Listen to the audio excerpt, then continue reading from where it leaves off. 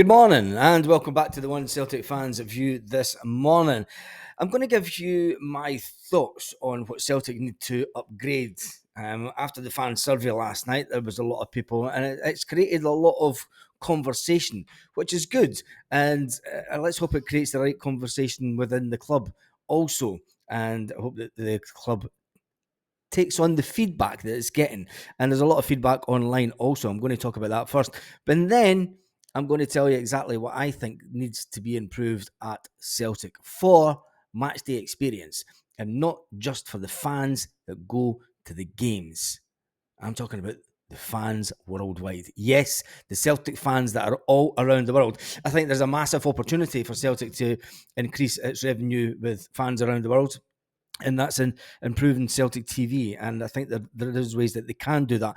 And I think it's strange that they haven't progressed it further because they took on a man who used to work for Apple, who was the top guy for bringing in paid prescription stuff. And I think they need someone that has a strategy for the content. I think that the content that Celtic put out seems to be scattergun approach. Trying to hit all sorts. They could be repurposing some content. But anyway, we'll talk about that in a minute. I wanted to talk about some speculation, some transfer speculation. But first of all, I want to talk about what you have been saying about the fans survey. So first up was Paul Baird. He says they support the Green Brigade. And then the next comment is, the Green Brigade are brilliant, but they need to stop the crazy flags that have nothing to do with football. Would that be the Irish flag then? That the Green Brigade fly, and the Irish flag that's flew over Celtic Park since day dot, or would that be the Palestine flag? I probably can guess which one it is. Leave it at home, enjoy the hoops. That's probably someone that doesn't go to games. Another Israelite bootlicker. Let's not get into politics this morning. Baz Sandwich gives it a green. Baz fed up with saying this all the time. I was always keep saying it. Parquet capacity should be much bigger. No waiting list. All that come on match day get in without a problem. Then no waiting list. Happy, much more money coming in.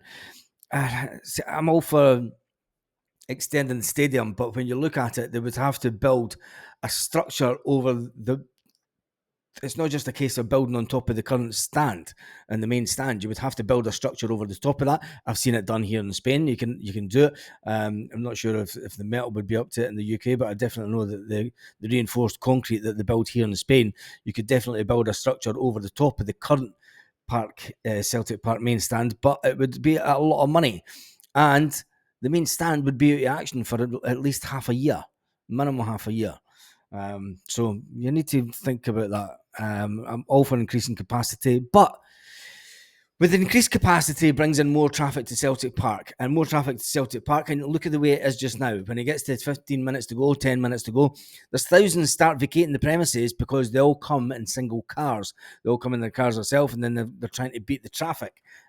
It's something that's got worse over the years. I can remember when it was about 5 minutes to go that it would start, but it seems to be getting worse. That people will leave early to try and beat the traffic, and it's as simple as that. That's why they're doing it. They're leaving early to try and beat the traffic, and then they end up creating more traffic jams outside. I was one of the fans. I was a fan that would never leave before the final whistle, and I've got pictures of myself. I could post on this of me inside Celtic Park on the way out, well after full time whistle. But anyway, I understand what you're saying, Joe. You're a valued member of the community here, but I think increasing the capacity is not just the answer. It is not the answer. And I think you'd get games where you've got a lot of empty seats. That's just my thought. It's just my thought. That is a survey that's open to all, and everyone's to have their opinion, a bit like this channel. That's why it's called the One Celtic Fans View. We need the Green Brigade, the ones who make the right good racket. Love every one of them, says a user. I was first in the old jungle at Celtic Park in 1970. 2 minutes to 3 p.m, you didn't put your scarf above your head and sing. You got an elbow in the side. Sing, you wee bass, sing. Great days, says the next one. And that has been lost at Celtic Park. Let's not.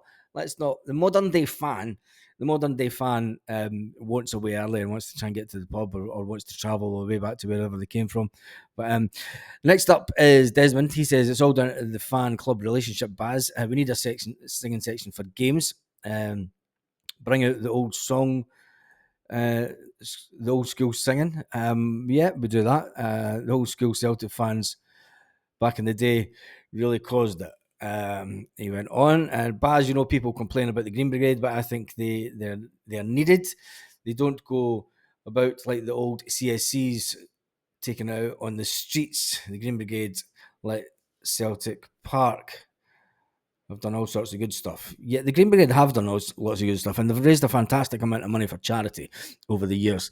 And it's something that shouldn't be forgotten when we're speaking. But then we're trying to talk about the overall fan experience. But it is good to see what people are saying about the Green Brigade after they urge fans to try and get this standing section in the Celtic end. James says, I tell you now, Baz, it's not for a season. It's not for every season ticket holder, because I got them and I'm not a season ticket holder. I wouldn't give them the money. And now, especially since Rodgers is back. That's helpful, James. Baz, they don't need it. Look at the picture. They're giving up their seats. They pay for it. They don't want to move, especially for the Green Brigade. If they get their way, the whole ground will be standing. No, it wouldn't. If they got their way, the whole ground wouldn't be a standing section. They want to have one standing section behind the goals. I'm all for making the atmosphere better, but I would rather see the capacity at 75,000 than more standing. My only problem, my only issue with increasing the capacity is that you're bringing people in that do not regularly go to games and haven't over the years. And I've said this before, the best support that Celtic have, and the ones that pay the most money and the ones that sing the most, are the ones that go to home, away, and every single European game.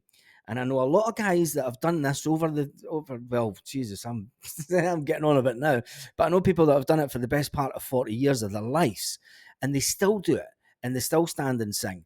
And I think you have to remember that people that come into the games now, and especially a younger generation, or people that just want a day ticket, and you've got to remember, you look at the likes of Manchester United when they increased the stadium, it brought in what Roy Keane told the Prawn Sandwich Brigade, who just want to come and see it. And you can see it on you see it for the Euros, and people standing with their cameras just want to take. And I got slated years ago when I first started this channel, and it was showing people at games and everything, and I said at the time, and I had a conversation with one of the guys that ran the Green Brigade at the time, said, look, the way that social media is going, 10 to 15 years time, you're going to have thousands of people standing at games filming to get their favorite player on camera, and then it'll be all over social media.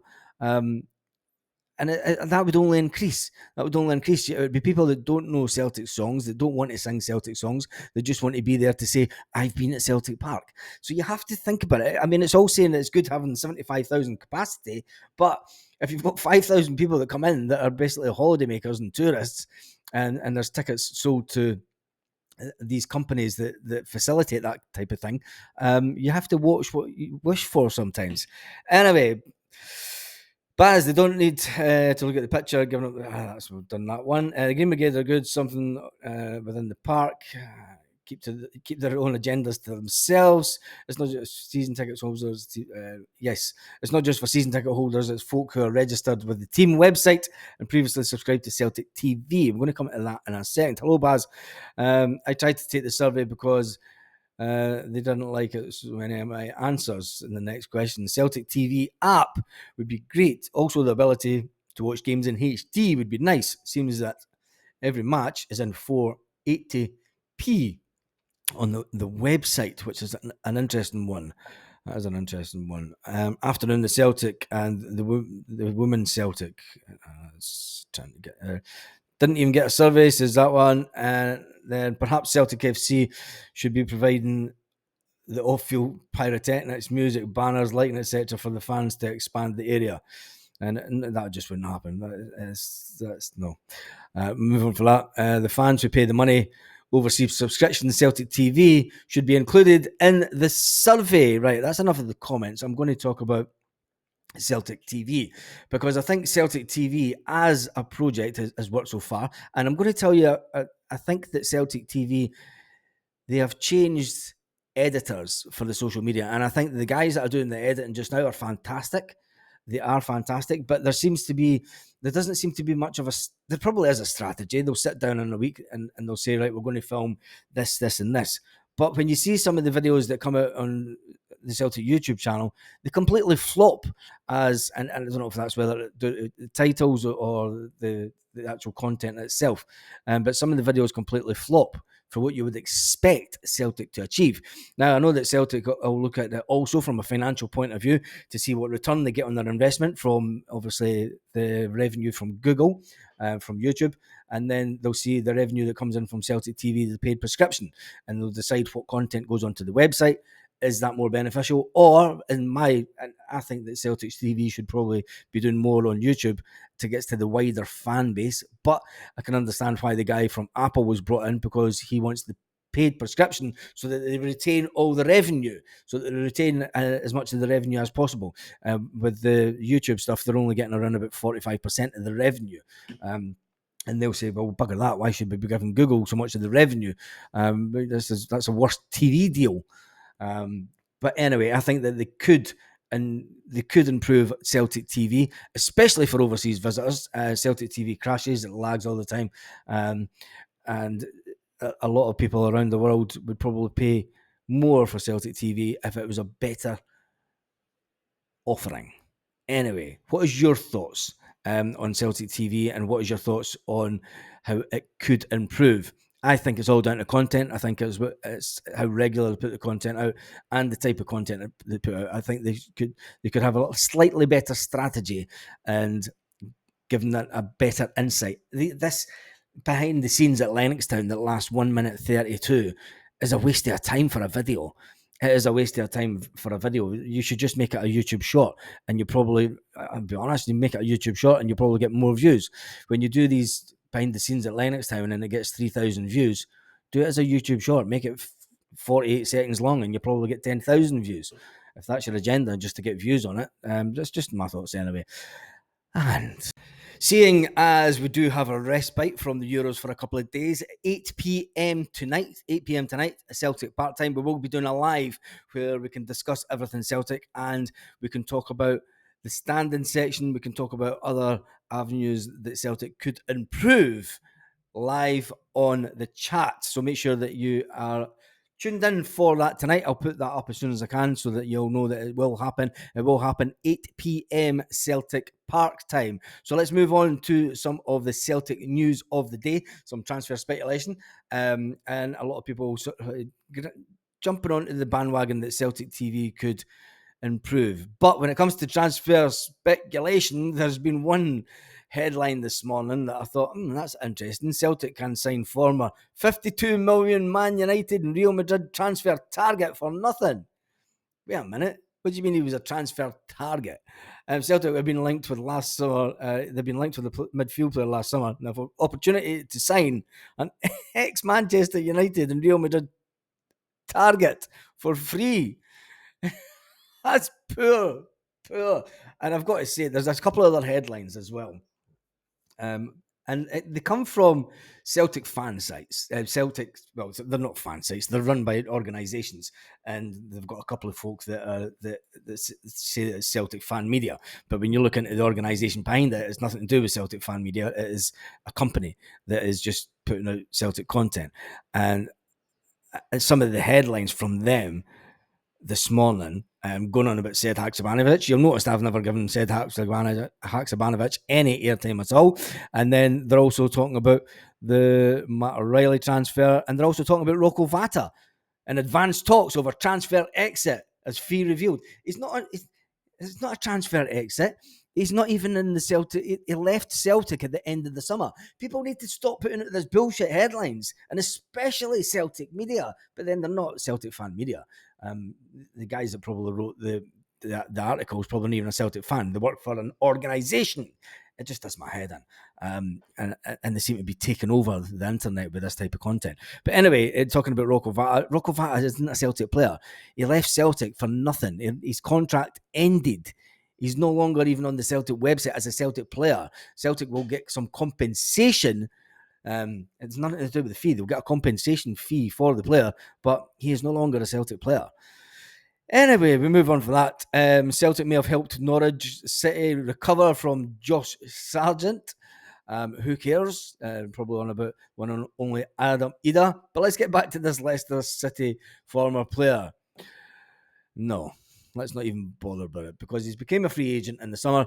And do you think that Celtic's and Brendan Rodgers is going to back for an old player that he had at Leicester a few seasons back? I don't think so. And if it does, it says that Celtic are going the wrong way completely.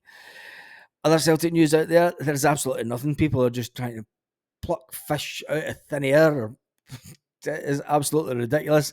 There's a lot of English sites jumping on the bandwagon. Southampton repair 20 million bid for Celtic star. No, they didn't. They can do that all they want, but he is not going to go to Southampton, and Celtic will not accept that offer from Southampton. Right? It's just nonsense. It's just people trying to clutch straws and trying to make as many headlines as they can. Hidden reason that Kasper Schmeichel to Celtic could be on. No, it's not. No, it's not. Brendan Rodgers got rid of him at Leicester. He's not going to pop up at Celtic. Anyway, is there anything else? Construction gets underway at Celtic Park ahead of Derby Glasgow Derby return. Celtic are putting up these safety nets in between the away section that will be able to drop down for when the away section, when the hordes of animals come. And then we finish on the and finally. Yes, and finally moment. We need a little bit of excitement back in our life. And let's get ready to rumble.